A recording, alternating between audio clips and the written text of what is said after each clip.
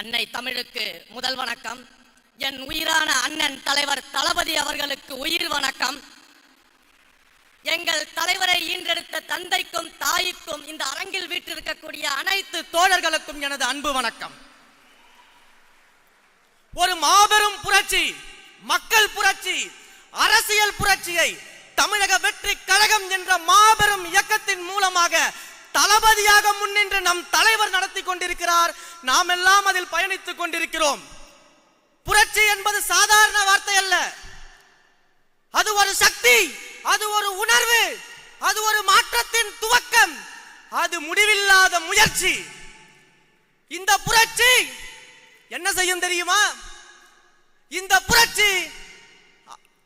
புரட்சி அடக்குமுறைகளை ஒடுக்கும், அநீதிகளை அழிக்கும். மக்கள் மனதிலிருந்து இந்த புரட்சி துவங்கி அதே மக்களின் நல் வாழ்வை மேம்படுத்தும். அத்தகைய மாபெரும் புரட்சியில் நம்முடைய தலைவர் நம்மையும் ஒரு அங்கமாக மாற்றி இருக்கிறார்கள் என்றால் நாம் நம் தலைவருக்கு என்ன செய்ய போகிறோம்? தலைவா, ஒன்றை மட்டும் சொல்லிக் கொள்கிறேன். இந்த புரட்சி வெற்றியை நோக்கி போய் சேராமல் ஒரு நாளும் தடம் மாற மாட்டோம், வழி மாற மாட்டோம், ஒரு நாளும் விழிமூட மாட்டோம் என்பதை மட்டும் உறுதியோடு இந்த இடத்தில் நான் தெரிவித்துக் கொள்கிறேன். சரி, இப்ப புரட்சியின் தேவை என்ன? நம் தலைவர் எதற்காக தேவை? நம் கழகம் எதற்காக தேவை? இப்படி எல்லாம் நிறைய பேர் கேள்வி கேட்பாங்க. அவர்களுக்கெல்லாம் நாம பதில் சொல்றதை விட இன்றைக்கு மக்களே பதில் சொல்லிக் கொண்டிருக்கிறார்கள். என்ன பதில் சொல்லிக் கொண்டிருக்கிறார்கள் தெரியுமா? கருவில் இருக்கும் பெண் குழந்தை முதல் வயதான பாட்டி வரைக்கும் பெண்களுக்கு பாதுகாப்பு இல்லாத ஒரு ஆட்சியை நடத்தி கொண்டிருக்கக்கூடிய இந்த ஆட்சியாளர்கள் தேவையில்லை. தங்கள் வீட்டு பெண்களுக்கு அண்ணனாக, தம்பியாக, பிள்ளையாக பாதுகாப்பு கொடுக்க எங்கள் தலைவர் தளபதி அவர்கள் தான் வேண்டும் என்று மக்கள் சொல்லிக் கொண்டிருக்கிறார்கள். தினந்தோறும் கொடூர கொலைகளும் கொள்ளைகளும் பாலியல் குற்றச்சாட்டுகளும் நடந்து கொண்டிருக்கக்கூடிய இந்த சமுதாயத்தில் சட்ட ஒழுங்கை பாதுகாக்காமல் வேடிக்கை பார்த்துக் கொண்டிருக்கக்கூடிய ஆட்சியாளர்கள் தேவையில்லை. மக்களை கண்ணும் கருத்துமாக காக்க வேண்டிய எங்கள் தலைவர் தான் முதலமைச்சராக ஆக வேண்டும் என்று மக்கள் சொல்கிறார்கள். தமிழ்நாட்டின் இளைஞர்களை எல்லாம் படிக்க வைக்க கல்வி கூடங்களை அமைத்து வளர்க்க வேண்டிய அப்பாக்கள் எல்லாம் இளைஞர்களை சீரழிக்க மது கடைகளை திறந்து, தெருவெங்கும் மது கடைகளை திறந்து இளைஞர்களை சீரழித்துக் கொண்டிருக்கக்கூடிய அப்பாக்கள் தேவையில்லை.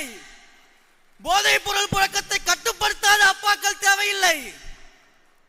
ஒவ்வொரு குடும்பத்திலும் இருக்கக்கூடிய தாய்மார்களை டாஸ்மாக் என்ற யமன் மூலமாக தாலியை அறுத்துக் கொண்டிருக்கும் இந்த ஆட்சியாளர்கள் தேவையில்லை என்று குடும்பத்தில் ஒருவராக நின்று, குடும்பத்தின் தலைமகனாக நின்று எங்களை காக்க நம் தலைவர் தான் முதலமைச்சராக வேண்டும் என்று மக்கள் கேட்கிறார்கள்.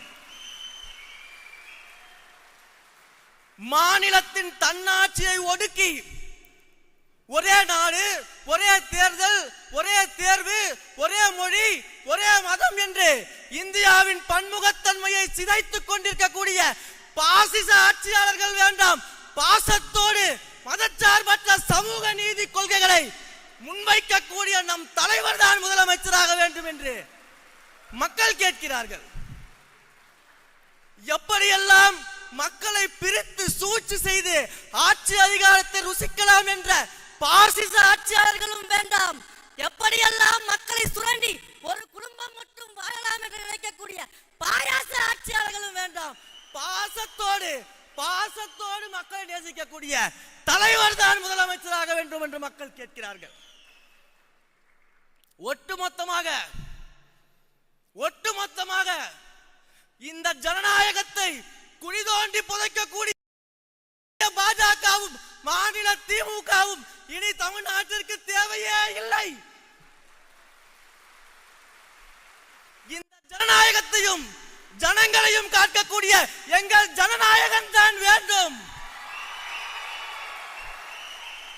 என்று மக்கள் கேட்கிறார்கள். இதுதான் இன்றைக்கு மக்களுடைய பார்வையாக இருக்கக்கூடியது. புரட்சி தலைவர் எம்ஜிஆர் அவர்களுக்கு பிறகு தன்னுடைய ரசிகர்களையும் கோடான கோடி மக்களையும் வாக்காளர்களாக இந்த கழகத்தின் தோழர்களாக மாற்றக்கூடிய ஒரே வல்லமை படைத்த தலைவர் நம்முடைய தலைவர். உடனே ஒரு கும்பல் கிளம்பிடுவாங்க. ஒரே எம்ஜிஆர் தான், எம்ஜிஆர் மாதிரி எல்லாம் வர முடியுமான்னு கேட்பாங்க. எங்கள் தலைவரே சொல்லிவிட்டார் எம்ஜிஆர் என்றால் அது ஒருவர் தான் என்று. ஆனால் இன்றைக்கு நான் சொல்கிறேன், எப்படி எம்ஜிஆர் என்றால் ஒருவர் தான், அவரை போல வர முடியாது என்று இன்று பேசுகிறீர்களோ, இன்னும் 100 ஆண்டு கழித்து தளபதி என்றால் ஒருவர் தான், தலைவர் என்றால் ஒருவர் தான். அவரை போல ஒரு முதலமைச்சர் இனி கிடைக்க மாட்டார், அவரை போல நல்லாட்சி கொடுக்க மாட்டார் என்று வருங்காலம் பேசக்கூடிய தளபதியாக நம் தலைவர் இருப்பார். மக்களை சந்திக்கல, களத்துக்கு வரல, இப்படியெல்லாம் கதை சொல்லி குட்டி கரணம் போட்டு குறை வித்தை காட்டுவார்கள். ஆனால் இன்னும் பெருமையும் பேசிக் கொள்வார்கள். நாங்கள் பாரம்பரிய கட்சி, 50 ஆண்டு கால கட்சி, தாத்தா காலத்து கட்சி, இந்தியாவிலேயே மாபெரும் மாநிலங்களை எல்லாம் ஆட்சி செய்யக்கூடிய கட்சி என்றெல்லாம் சொல்லிவிட்டு ஊரெங்கும் மேடை போட்டு எங்கள் தலைவரை பற்றியும் எங்கள் கழகத்தை பற்றியும் இரவு வைக்கும் கிழவி போல அழுது கொண்டிருக்கிறீர்களே, இதை விட வேற என்ன சான்று வேண்டும்? எங்கள் தலைவர் களத்துக்கு சென்று சேர்ந்து விட்டார், மக்கள் மனதிற்கு சென்று சேர்ந்து விட்டார், வெற்றியை நோக்கி சென்று சேர்ந்து விட்டார். அதற்கு இதுவே ஆதாரம். இவ்வளவு அரசியல் பேசுகிறோம், இவ்வளவு அதி தீவிரமாக அரசியல் மயப்படுத்தப்பட்டிருக்கிறோம். நம்மளை நோக்கி இவர்கள் எழுப்பக்கூடிய ஒரு ஏளனமான விமர்சனம். சின்ன பசங்க பேசுறாங்க, சின்ன பசங்க கட்சியில் இருக்கிறாங்க என்றெல்லாம் பேசுகிறார்களே. மேடைக்கு மேடை ஏறி நாடகம் போட்டு மக்களை ஏமாற்றி இளைஞர்கள் அரசியலுக்கு வரணும், அரசியல் புதுமை பெறணும், புது ரத்தம் பாய்ச்சணும் என்றெல்லாம் பேசிவிட்டு இன்று உங்களை நோக்கி கேள்வி எழுப்பும் போது எங்களை போன்ற இளைஞர்களை சின்ன பசங்க என்று சொல்றீங்களே, உங்க பயம் நல்லாவே புரியுது, உங்க பயம் நல்லாவே புரியுது. ஆனா எழுதி வச்சுக்கோங்க, இந்த சின்ன பசங்க 2026 தேர்தலில் உங்கள் ஆட்சிக்கு முடிவுரை எழுதி எங்கள் தலைவரின் நல்லாட்சிக்கு துவக்க உரை எழுதுவோம். இதை நடத்தியே தீர்வோம். எத்தனை அதட்டல்கள், உருட்டல்கள், மிரட்டல்கள் வந்தாலும் அஞ்ச மாட்டோம். தேர்தல் களத்தில் உங்கள் கதை முடிக்கும் வரை ஓட மாட்டோம்.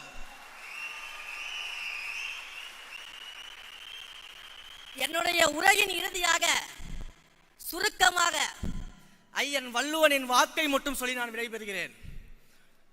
முறை செய்து காப்பாற்றும் மன்னவன் மக்களுக்கு இறையென்று வைக்கப்படும்.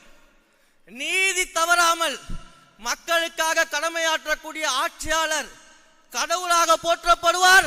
நம் தளபதி வரும் காலத்தில் மக்கள் மனதில் போற்றப்படுவார், போற்றப்படுவார், போற்றப்படுவார். 2026 தமிழக வெற்றி கழகத்தின் ஆட்சி அமைகிறது. தலைவர் முதல்வர் ஆகிறார், நல்ல ஆட்சி கொடுக்கிறார் என்பதில் எந்த மாற்று கருத்தும் இல்லை. வாய்ப்பளித்த என் உயிரான தலைவருக்கும் அன்பிற்குரிய பொதுச் செயலாளர் அண்ணன் ஆனந்த் அவர்களுக்கும் அனைவருக்கும் நன்றி தெரிவித்து விடைபெறுகிறேன். வெற்றி நிச்சயம்.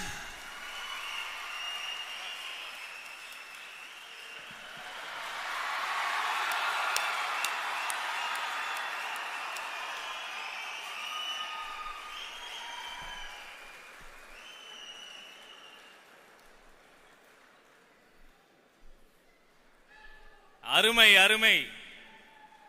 நீ சின்ன பையனே இல்லப்பா, நீ ரொம்ப பெரிய பையன்.